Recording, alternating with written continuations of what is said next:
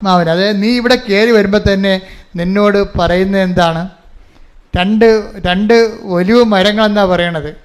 അത് പഴയ നിയമത്തിൽ ഒലിവ് മരമാണ്, പക്ഷെ നമ്മുടെ മരിയൻ ഉടമ്പടിയല്ലേ. പഴയ നിയമത്തിലെ ഒലിവ് മരങ്ങളെന്ന് പറഞ്ഞാൽ ഒന്ന് ജോഷുവായും ഒന്ന് സെറുബാബേലുമാണ്. ഇപ്പം ഈ മെനോറ ലൈറ്റിൻ്റെ അപ്പുറത്തും ഇപ്പുറത്തും രണ്ട് ഒലിവ് മരങ്ങൾ നിൽക്കണില്ലേ? അത് പഴയ നിയമത്തിൽ ആ ഒലിവ് മരങ്ങളെ കാണിച്ചിരിക്കുന്നത് ഒന്ന് ജോഷുവയാണ്. എന്നുവെച്ചാൽ ജോഷുവയാണ് വാഗ്ദാന പേടകത്തിൽ മോസസ് പോയാലും പോകാതെ കർത്താവിൻ്റെ കൂടെ ഇരിക്കുന്ന ആളാണ് ജോഷുവ. ആധ്യാത്മിക നിറവിൻ്റെ ആളുരൂപമായിട്ടാണ് പഴയ നിയമത്തിൽ ജോഷുവയെ അവതരിപ്പിക്കുന്നത്. അഭിഷിക്തൻ അതായത് രണ്ട് അഭിഷിക്തരാണെന്ന് വെച്ചാൽ എണ്ണ കൊണ്ട് കർത്താവിൻ്റെ ശക്തി നേടിയ ആളാണ്.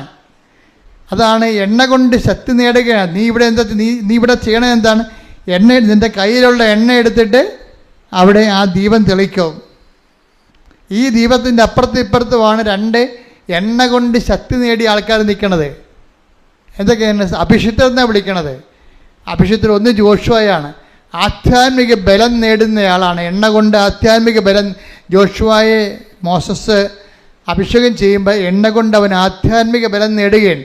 ഉടമ്പടിയോടുകൂടി നീ ആധ്യാത്മിക ബലം നേടുമെന്നാണ് നിന്നോട് പറയണത്. മനസ്സിലായ? രണ്ടാമത്തെ എന്താണ്? സെറുബാബേലാണ്.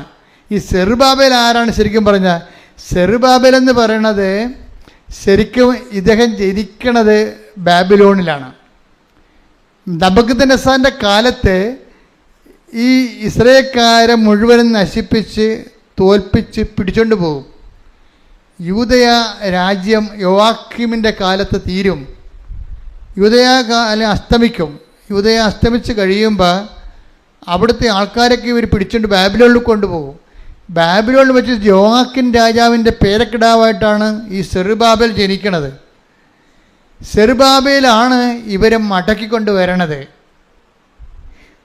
അതാണ് സെറുബാബേലിനെ കാണിക്കണത്. സക്കറിയായുടെ ദർശനമാണ്. സെറുബാബേൽ ഈ ക്യാപ്റ്റിവിറ്റിയിൽ, അതായത് ബാബിലോൺ വിപ്രവാസത്തിൽ പോയ മുഴുവനും ജനതയെ യഹോവയുടെ നാമത്തിൽ തിരിച്ചു വിളിച്ചുകൊണ്ട് വരണതാണ്. തിരിച്ചു വിളിച്ചുകൊണ്ട് ജെറുസലേമിൽ കൊണ്ടുവന്നിട്ട് പുതിയ ദേവാലയം പണിയണത് ആരാണ്? സെറുബാബേലാണ്. അതാണ് കർത്താവ് സെറുബാബേലിനോട് പറഞ്ഞു, നീ എല്ലാം പണിയും, നീ എല്ലാം നഷ്ടപ്പെടല്ല, നീ തിരികെ കൊണ്ടുവരും. അതെന്താണ്? സൈന്യബലത്താലല്ല, അതെന്താണ്? കരബലത്താലല്ല, പിന്നെയോ കർത്താവിൻ്റെ ആത്മാ